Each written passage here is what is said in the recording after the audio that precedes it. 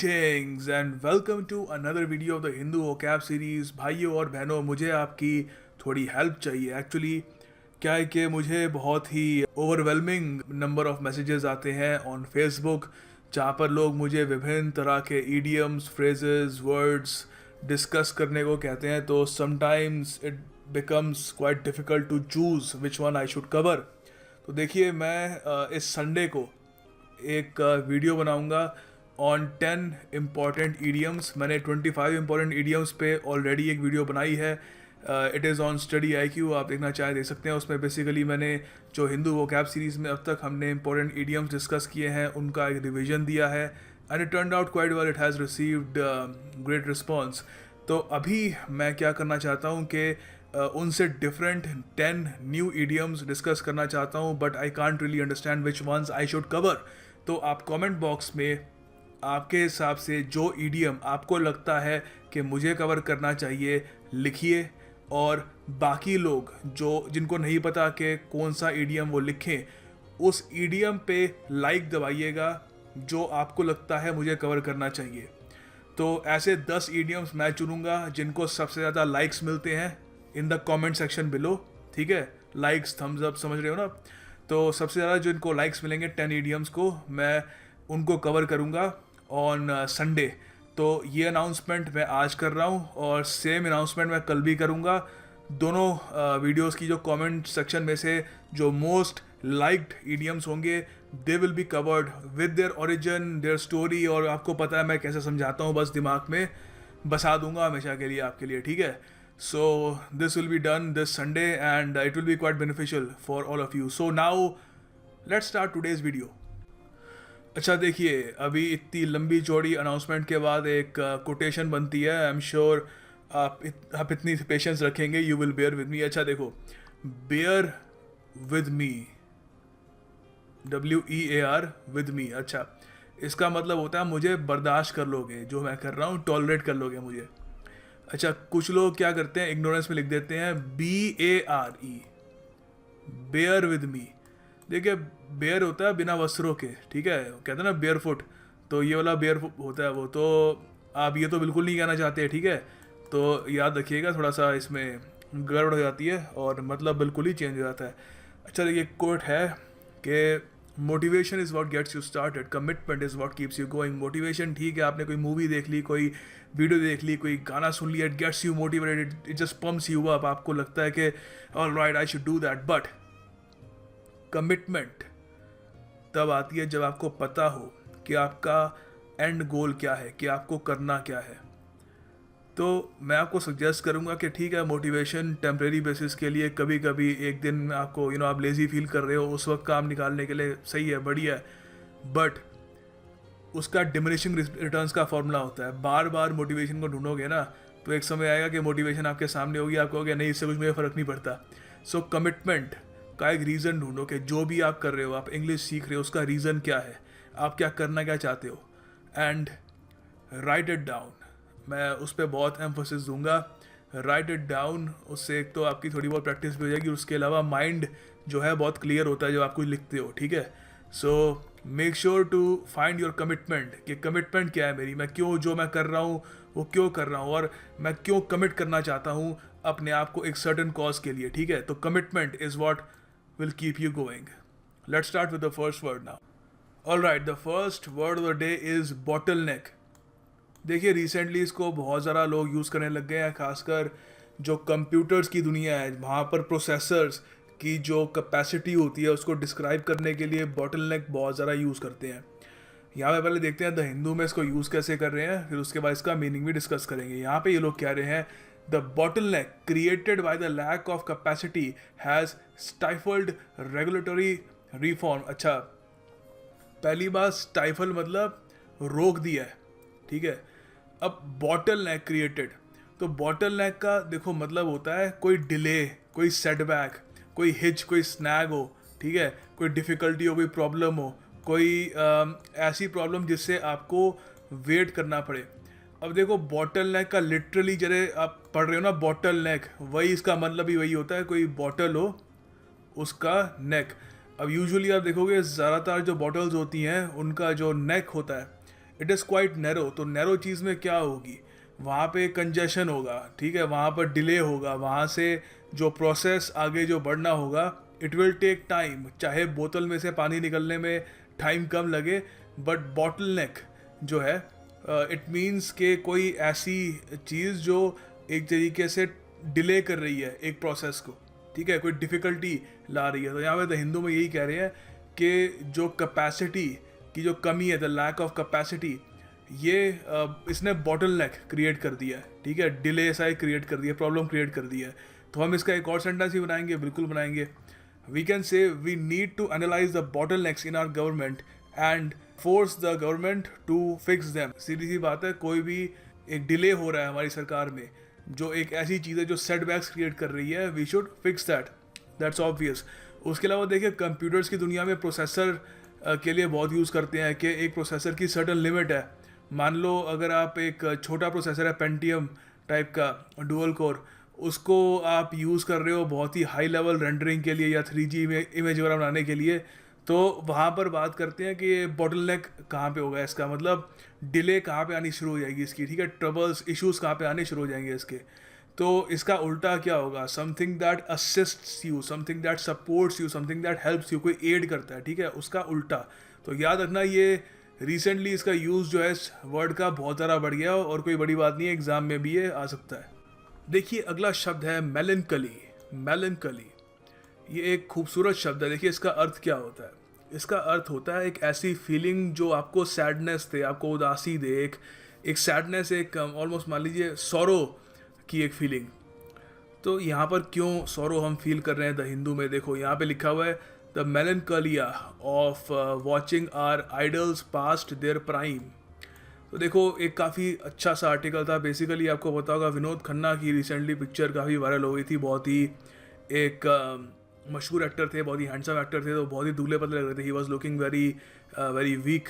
तो उसमें यहाँ पे कह रहे हैं कि एक उसमें उदासी सी लगती है कि आपको you feel sad, you feel woeful, कि एक ज़माने में जो आपके आइडल्स थे, जो आप जिनको आप लुकअप टू करते थे, जो आप सोचते रहे कि ऐसा मैं बनना चाहता हूँ, अब वो they are past their prime. Prime मतलब जो उनके सबसे सुनहरे दिन थे, जो उनके सबसे बढ़िया दिन थे, उसके वो आगे जा चुके हैं, सो अब दे आर ग्रोइंग ओल्ड।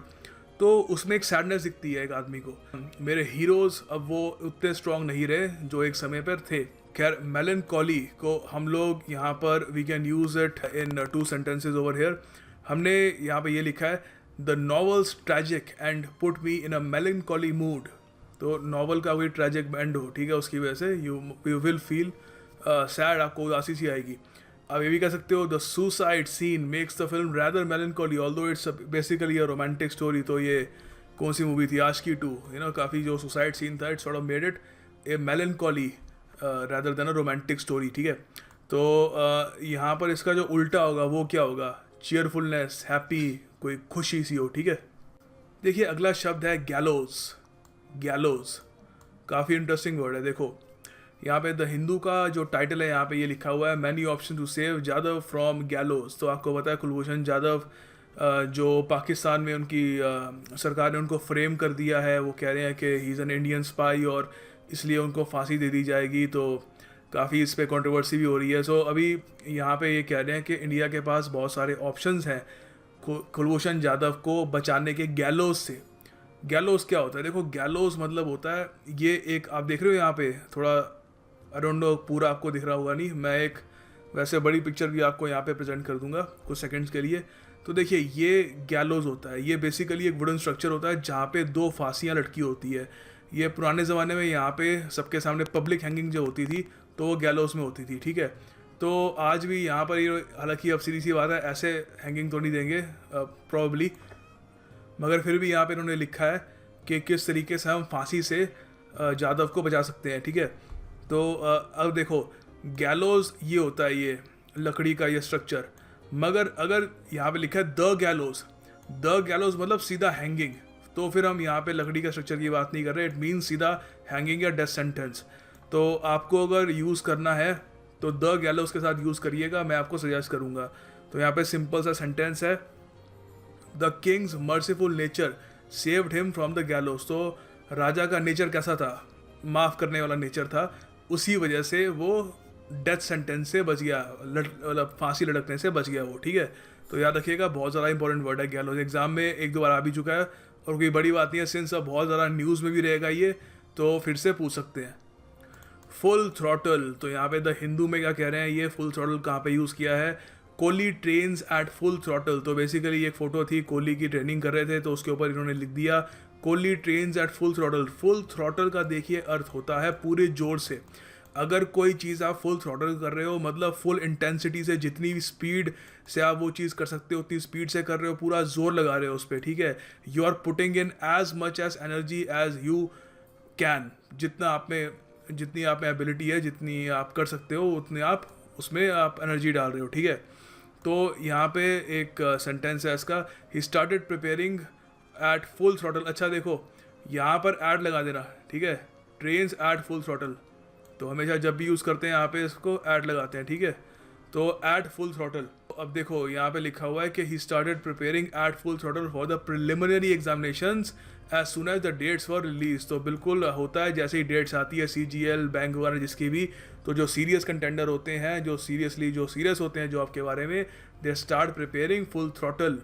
और जो एंटोनिम होगा इसका वो क्या होगा, लो इंटेंसिटी, स्लगिश और लेजीली, ठीक है, बहुत ही आराम से।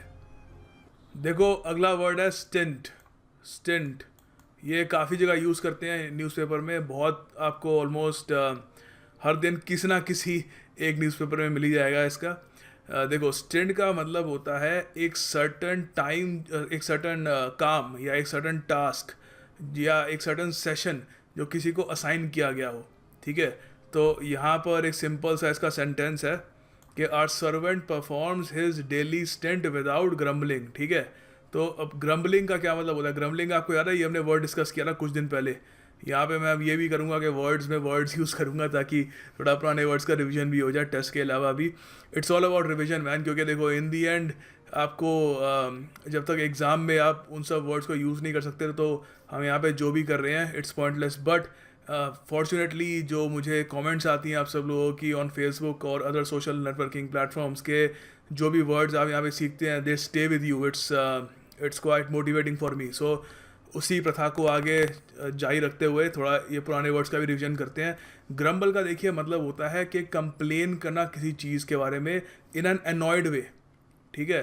तो अब मान लो किसी भी चीज़ के बारे में ग्रम्बल कर सकते हो, आपके लाइट टाइम इलेक्ट्रिसिटी कम आती है और कुछ भी कह लो, खाने में नमक ज़्यादा है, तो ग्रम्बल करना, ठीक है।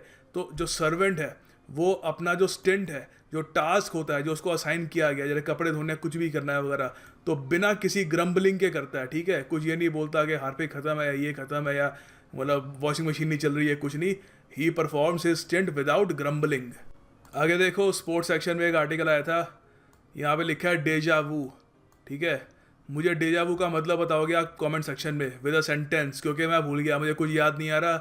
तो मुझे बताओ कि डेजा वू क्या, मतलब क्या होता है इसका, और इस पर बढ़िया सा सेंटेंस भी बनाओ। देखो अगला यहाँ पे जो वर्ड है वो है वैन। वैन वैन देखो इसका अर्थ होता है कोई बहुत ज़्यादा वीक हो, पेल हो, मतलब ऑलमोस्ट मुरझाया सा लगे, ठीक है, तो उसको आप कहोगे बहुत ज़्यादा वैन लग रहा है।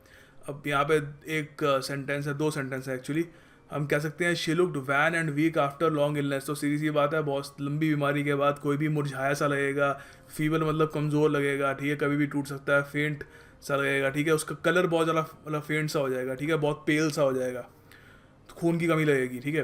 तो आप ये भी कह सकते हो after a night of heavy drinking Brian return home looking wan and tired. तो सीधी सी बात है, शराब पीने के बाद भी कोई वापस आएगा तो ही विल लुक काफ़ी मुरझाया सा लगेगा, काफ़ी वीक सा लगेगा। तो इसके जो एंटोनिम होंगे वो क्या होंगे, it can be healthy, strong, bright. Bright के कलर के हिसाब से कह रहे हैं हम, ठीक है, कोई अगर फेंट लग रहा है, इसमें एंटोनिम ये भी हो सकता है रेड चीक्ड, रोजी, ठीक है, वो अगर ऑप्शन में आता है तो you can write that as well, ठीक है, रोजी वगैरह, क्योंकि रेड चीक्स होते हैं, they are a sign of good health, तो वो भी हो सकता है, ठीक है। तो याद रखिएगा WAN। अच्छा एक और इससे लोग कंफ्यूज कर देते हैं इस वर्ड को, WANE जो एक वर्ब है वो भी डिस्कस कर। देखो वेन का मतलब होता है पतन, कोई चीज़ धीरे धीरे डिसअपेयर हो रही हो, डिक्रीज हो रही हो, डिमिनिश हो रही हो, ठीक है। अब फॉर एग्जांपल, अब मैं यहाँ पे वैसे ही कोई मतलब नॉन पॉलिटिकल ये मिटा देता हूँ, ठीक है। तो यहाँ पे एक सेंटेंस बनाया है, the popularity of so and so, कोई भी पॉलिटिकल पार्टी का यहाँ पे नाम लिख दो, is certainly on the when, ठीक है। अब ऑन द वेन लिखा है मैंने यहाँ पे, ऑन द लिखा है, तो देखो ये एक फ्रेजल वर्ब होता है अपने आप में, ठीक है। ऑन द वेन फ्रेज होता है, एक्चुअली फ्रेजल वर्ब नहीं होता, अपने आप में एक फ्रेज होता है। तो ऑन द वेन का देखो मतलब होता है कि वही कोई चीज़ जो कमज़ोर हो रही हो, ठीक है, जो एक तरीके से अपनी गिरावट में हो। तो अब आपको याद होगा कुछ समय पहले पोकेमॉन गो का एक बहुत ज़्यादा क्रेज़ हुआ था, जिसको भी देखो पोकेमॉन गो की बात कर रहा था, लग रहा था कई सालों तक रहेगा, ये इंक्रीज़ होता रहेगा, नए नए वर्जन्स आएंगे, people will keep on becoming more and more intrigued by this new game. But हुआ क्या, हुआ क्या the people's interest in Pokemon Go is on the wane. अब तो खैर गायब ही हो चुका है, मगर हम सिंस ये फ्रेज डिस्कस कर रहे हैं, हम कहेंगे कि ढलान पर है, पतन हो रहा है उसका, ठीक है। अगर देखो मुझे फेसबुक पे किसी ने ये वर्ड डिस्कस करने को कहा था, एंडेमिक। देखो एंडेमिक ज़्यादातर जो एग्ज़ाम में आता है ना, ये डिजीज़ से रिलेटेड आता है। तो दो मतलब होते हैं वैसे, अगर हम लोग वैसे डिजीज़ से रिलेटेड जो इसका मतलब है वो डिस्कस करेंगे, बाकी जो दूसरा मतलब होता है वो इतना एग्ज़ाम्स में आता नहीं है। एंडेमिक का देखो अर्थ होता है जब हम किसी डिजीज़ या कंडीशन की बात कर रहे हैं, ज़रूरी नहीं है बीमारी हो, कोई कंडीशन भी हो सकती है। कंडीशन मतलब पावर्टी, ठीक है, कोई डेस्टिट्यूशन वगैरह, ये कंडीशंस होती हैं। तो उसकी हम जब बात करते हैं जब बहुत ही वाइड स्प्रेड हो, मतलब बहुत कॉमन हो, एक किसी एरिया में ऑलमोस्ट हर जगह ही आपको दिख रही हो, तो आप एंडेमिक कहोगे। So for example south East Asia, south East Asia पता ना आपको, जो हमारा एरिया है जहाँ पे इंडिया, पाकिस्तान, बांग्लादेश, हमारा जो एरिया है, इसको साउथ ईस्ट एशिया कहते हैं। तो poverty is endemic in South East Asia, हर जगह दिखेगी आपको, बहुत सारे गरीब लोग हैं compare to the rest of the world of course. हम ये भी कह सकते हैं malaria is endemic and a cause of premature death. तो मलेरिया क्या है, फ्रीक्वेंट, मतलब दिखता है आपको हर जगह, ठीक है। सो याद रखिएगा एंडेमिक। फाइनली आपको सेंटेंस बनाना है मेलनकोली पे, ठीक है। सो इस पे बढ़िया सेंटेंस बनाइएगा। आई विल चेक देम अभी, I will also check the sentences in the previous video as well. और मुझे ये ज़रूर बताइएगा कि कौन सा ईडियम आप चाहते हैं। एक आदमी एक ईडियम लिखेगा, ये नहीं कि एक आदमी 10 ईडियम लिख रहा है, ठीक है। 1 idiom for 1 person.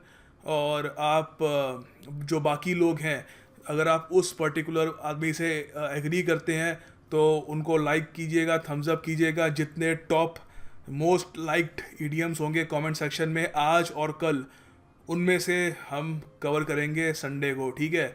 So it will be a great video, और काफ़ी अच्छा आपको इससे मज़ा भी आएगा, आपसे भी इंटरेक्शन काफ़ी हद तक बढ़ती है। So hopefully you will participate in this, and yeah that's about it. Thank you for watching this video. I will see you tomorrow.